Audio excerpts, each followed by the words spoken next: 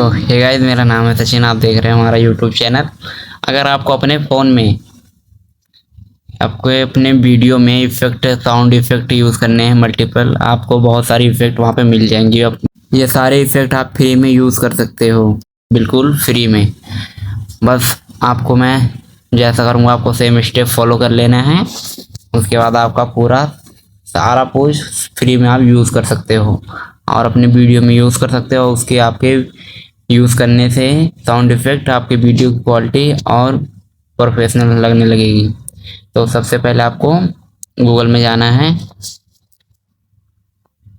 यहाँ पे माई इंस्टेंट माई इंस्टेंट लिखने में आपको यहाँ ऐसा इंटरफेस आएगा। बिल्कुल इस पर फिर टैप करना, ओपन करना है।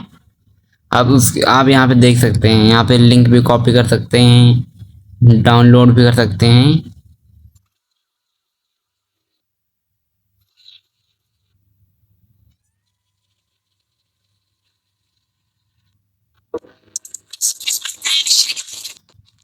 ऐसे ऐसे मल्टीपल आप यूज़ कर सकते हैं। देखिए आप बहुत सारे हैं, बहुत सारे गाइस।